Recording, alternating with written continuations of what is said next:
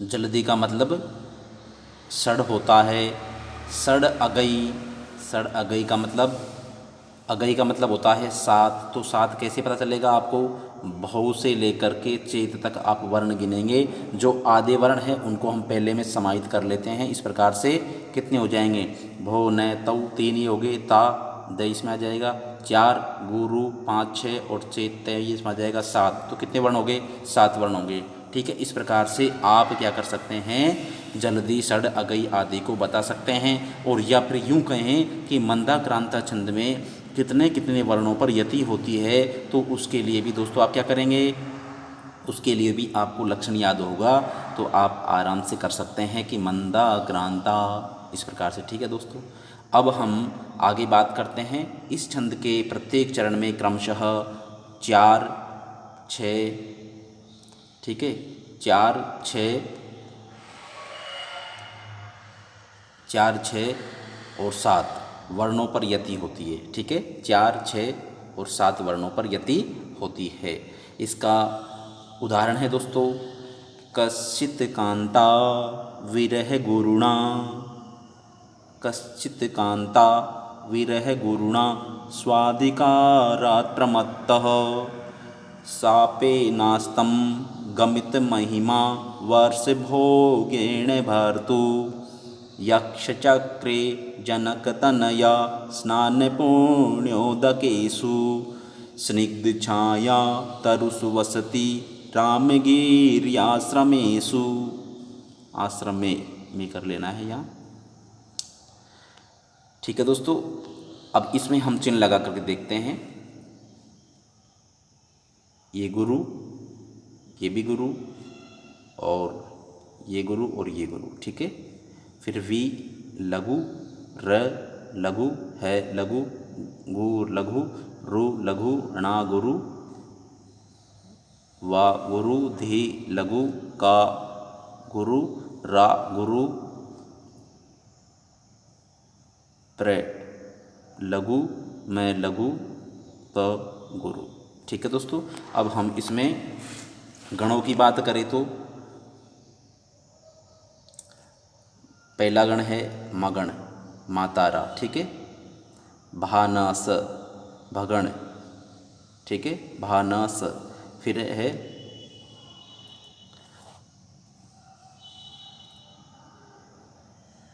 नशल। ठीक है, नगण हो गया है। फिर इसके बाद में ताराज, तगण हो गया है। फिर इसके बाद में तगण हो गया है।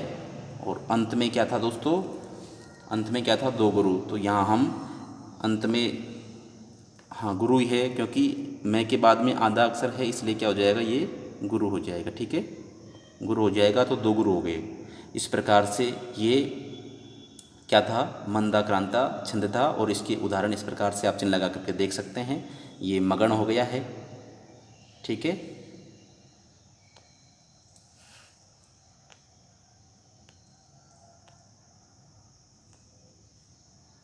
भगण, नगण, तगण और ये तगण। ठीक है, और दो गुरु। अब दोस्तों हम पढ़ने जा रहे हैं शिखरणी छंद। और शिखरणी छंद में क्या होता है दोस्तों? प्रत्येक चरण में 17 वर्ण होते हैं। कितने वर्ण होते हैं? 17 वर्ण होते हैं। और इसका लक्षण है रसई रुद्रक्षिन्ना यमन शबलाग शिखरणी, रसई रुद्रक्षिन्ना यमन शबलाग शिखरणी। अर्थात दोस्तों इसमें जो रसई शब्द है उसका मतलब होता है षड रस। 6 रस कितने होते हैं? 6। और रुद्र कितने होते हैं? 11। 6 और 11 वर्णों पर यति होती है।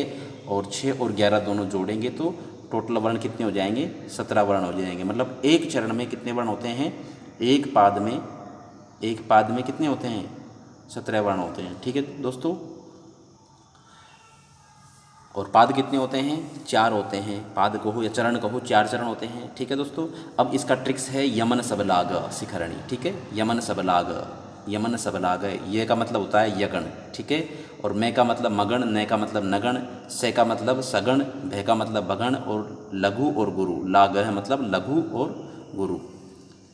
यहाँ पर गुरु दे रखा है और गुरु देखिए दोस्तों, लय का मतलब यहाँ लय और लिखना है, और भगण, लघु और गुरु। ठीक है,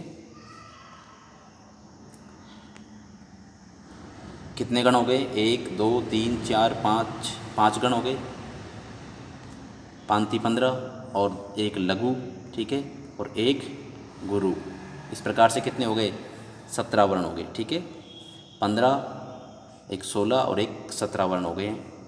अब देखिए दोस्तों, इसका उदाहरण है अनाघ्रातम पुष्पम किशलय मलूनम कररुहई रणाविद्धम रत्नम मधुनवमना स्वातितरसम अखंडम पुण्यानां फलमिव च तद्रूपम अनगम न जाने भोक्तारम कमिह समुपस्थाप्स्यति विधि।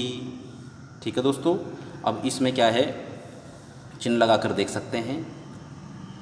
ए लघु, ना गुरु, घ्रा गुरु, तम गुरु, पू के बाद में आधा है तो गुरु, गुरु। ठीक है, लघु, लघु, लघु, ये में लघु, में लघु, और फिर इसके बाद में गुरु, गुरु, और कररुही में लघु, लघु, लघु और गुरु। ठीक है, तो आप 3-3 का गण बना सकते हैं। पहला गण हो जाएगा, ठीक है, पहला गण हो जाएगा, ठीक है, दूसरा गण मगण, ठीक है, यगण, ये माता, पहला यगण हो गया है। ठीक है, दूसरा मगण मातारा हो गया है, तीसरा नसल, तीनों सर्व लघु, ठीक है, नगण हो गया है, चौथा सलगा, सलगा। ठीक है, तो अंत में गुरु, फिर है भगण, भानस, भानस। ठीक है, भगण हो गया, और अंत में 2 गुरु, तो ये रू बड़ा है। ठीक है, ये दोनों गुरु। इस प्रकार से दोस्तों ये हमने अभी शिखरणी छंद पढ़ा, और शिखरणी छंद का कुट्टक याद रखना है, यमन शबलाग। ठीक है, और रस का मतलब 6 होता है, और रुद्र का मतलब 11 होता है। 6 और 11 वर्णों पर यति किस छंद में होती है? तो दोस्तों आपको आंसर देना है शिखरणी छंद में 6 और 11 वर्णों पर यति होती है, या यूँ कहें कि रुद्र का अभिप्राय है तो 11। ठीक है दोस्तों, और रस का मतलब 6। अब हम दोस्तों अगला छंद पढ़ने जा रहे हैं शार्दूल विक्रीडितम। क्या है? शार्दूल विक्रीडितम। और प्रत्येक चरण में या प्रत्येक पाद में 19 वर्ण होते हैं। कितने? 19 वर्ण होते हैं। अब से पहले हमने शार्दूल विक्रीड से पहले जो छंद पढ़ा है, ठीक है दोस्तों, उसमें कितने हैं बताओ? 17 वर्ण हैं। शिखरणी छंद पढ़ा है अपने, और उसमें कितने वर्ण हैं? 17 वर्ण होते हैं। अब हम शार्दूल विक्रीड छंद पढ़ने जा रहे हैं, और इसका लक्षण है दोस्तों सूर्यार्यदि मसजौ सतातगा शार्दूल विक्रीडतम।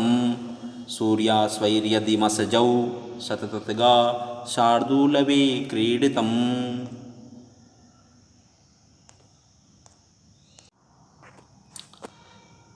दोस्तों इसके लक्षण में जो सूर्य शब्द आया है उसका मतलब 12 होता है, और अश्व का मतलब 7 होता है। 12 और 7 वर्णों पर यति होती है। ठीक है, 12 और 7 वर्णों पर यति होती है, और टोटल वर्ण इसके प्रत्येक चरण में 19 होते हैं। और दोस्तों बात करें इसके गणों की, बात करें दोस्तों तो मगण क्या होता है? मगण होता है। फिर उसके बाद में सगण होता है, म स, फिर ज मतलब जगण होता है। ठीक है, फिर उसके बाद में शगण होता है, फिर इसके बाद में तगण होता है। ठीक है दोस्तों, फिर इसके बाद में तगण होता है, और फिर गुरु। सैगुरु का मतलब होता है गुरु। ठीक है, और दोस्तों ये वर्णिक संवृत छंद है, और 4 चरण होते हैं। प्रत्येक चरण में क्रम से आपको बताया गया है। मगण, सगण, जगण, रगण, सगण, तगण, तगण और गुरु होते हैं। और इसमें यति जो होती है प्रत्येक चरण में 12 + 7 वर्णों पर, 12वें वर्ण पर, और फिर 12वें वर्ण के बाद में 7वें वर्ण जो अर्थात 19वें वर्ण पर यति होती है।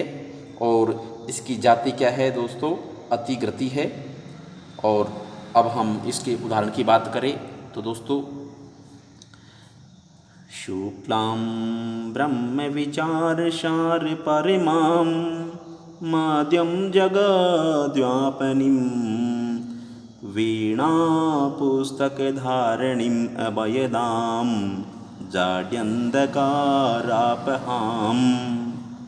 हस्ते स्फाटिकीमालिकां विदधतीं पद्मासने संस्थितां वन्दे तां परमेश्वरीं भगवतीं बुद्धिं प्रदां शारदां, बुद्धिप्रदां शारदां। तो दोस्तों ये माँ सरस्वती का वंदना गीत था दोस्तों, वंदना श्लोक था, जिसे हम शार्दूल विक्रीडित छंद का उदाहरण के रूप में पढ़ रहे हैं दोस्तों। तो आओ दोस्तों, यहाँ हम जो गण है उनके बारे में यहाँ चिन्ह लगा करके देखते हैं।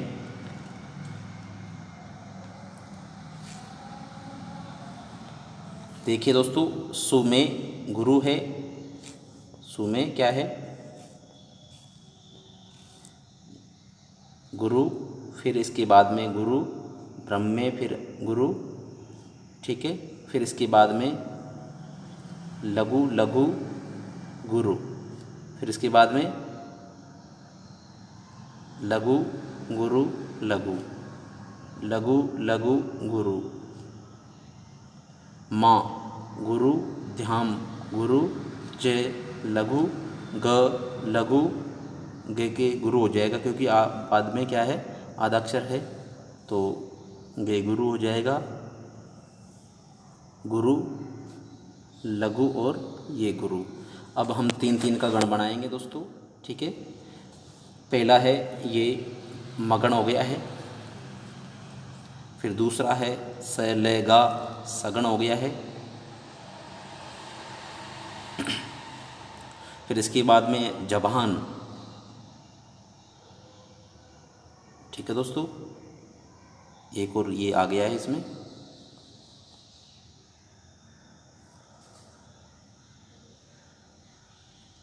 फिर इसके बाद में स ले गा सगण हो गया है दोस्तों, स ले गा। फिर इसके बाद में है ताराज तगण हो गया है, ताराज तगण हो गया है। फिर इसके बाद में है ताराज,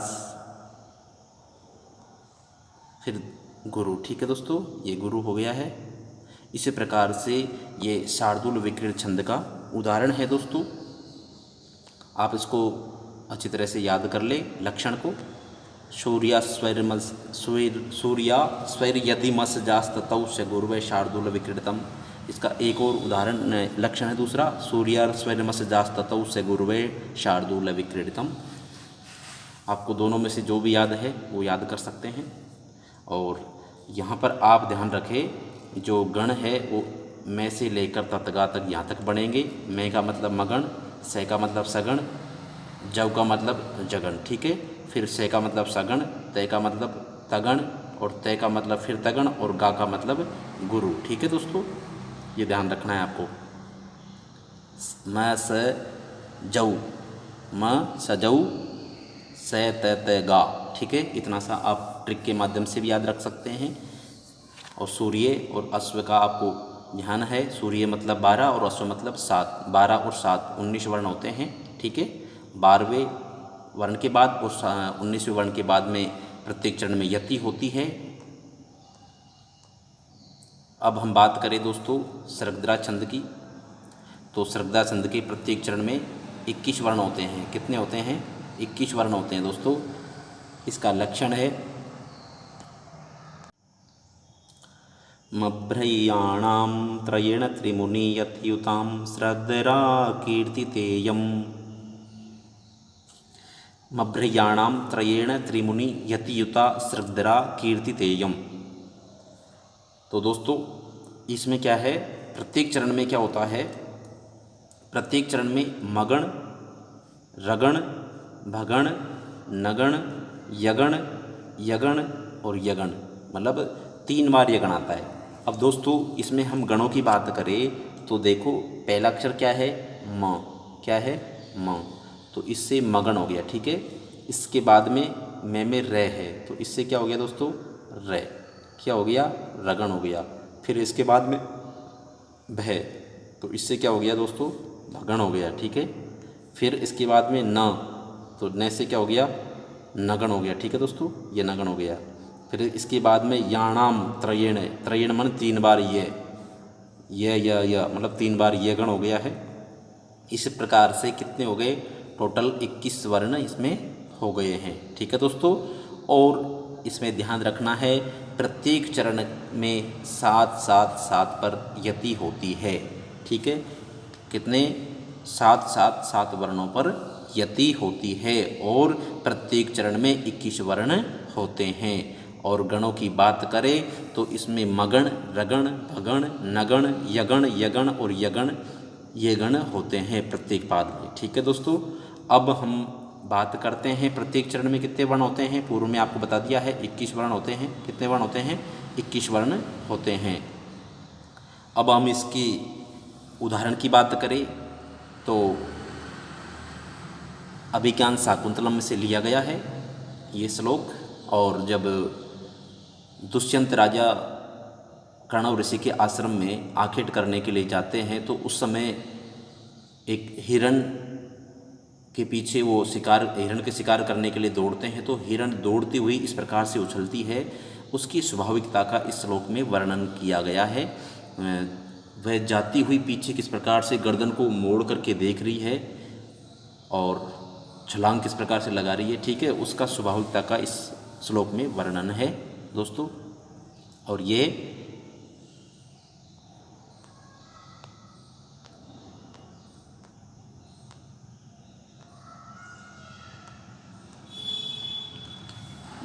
दोस्तों सृग्धरा छंद के अंतर्गत हम उदाहरण पढ़ने जा रहे हैं।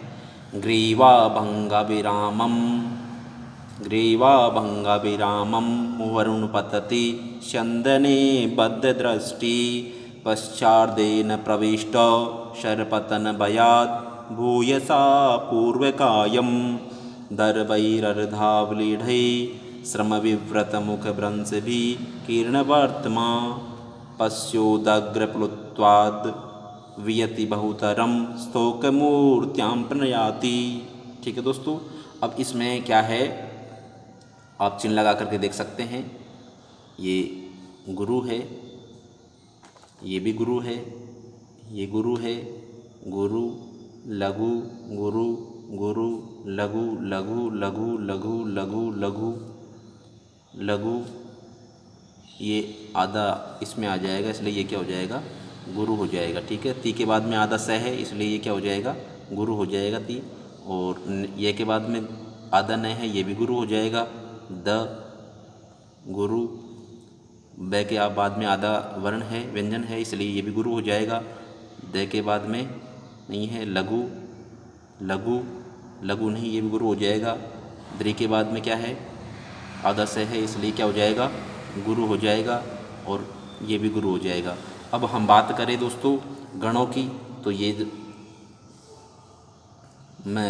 मगण हो गया है, ठीक है दोस्तों। ये अपन डायरेक्ट चिन्ह लगा लेते हैं इसमें, चलो यहीं लिख देते हैं। इसका मतलब हो गया मगण, ठीक है। इसका मतलब हो गया रगण, राजभा। इसका मतलब हो गया भानस, भगण, ठीक है। इसका मतलब हो गया नगण, नस्ल। ये हो गया यगण और ये भी हो गया यगण और ये भी हो गया यगण, मतलब 3 बार यगण है लास्ट में। इस प्रकार से दोस्तों देखिए, मगण, फिर रगण, मगण, रगण, भगण, नगण, यगण, यगण, यगण, गण होते हैं दोस्तों। अब हम अगला छंद पढ़ने जा रहे हैं दोस्तों।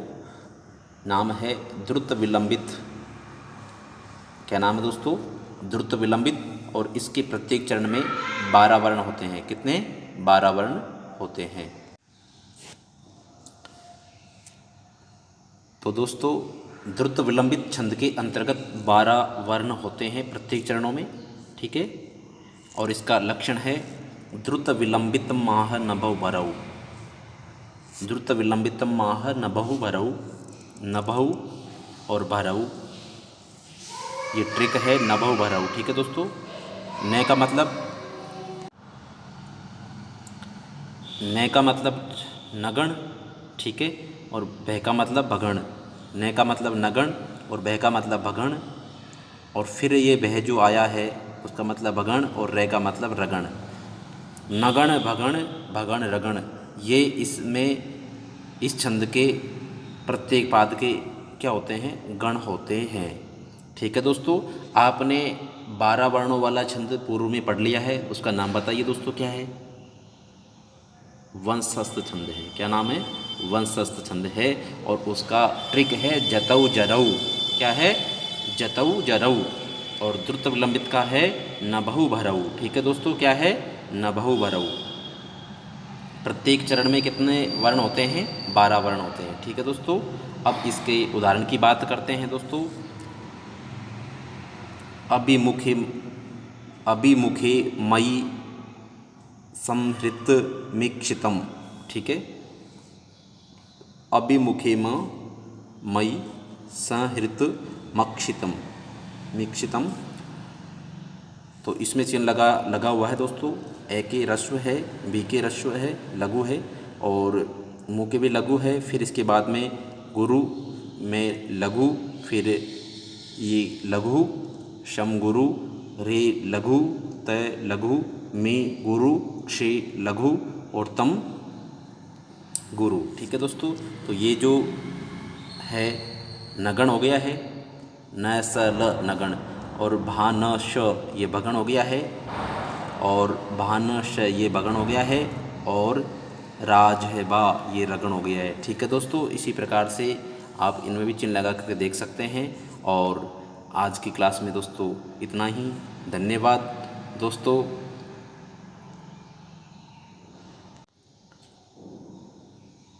वीडियो को लाइक एवं कमेंट करें। और दोस्तों आप यदि चैनल में नए हैं तो सब्सक्राइब करें और अपने दोस्तों को शेयर करें। रीट की तैयारी के लिए आप तैयार रहें और रीट में आप सफलताओं को प्राप्त करें। धन्यवाद।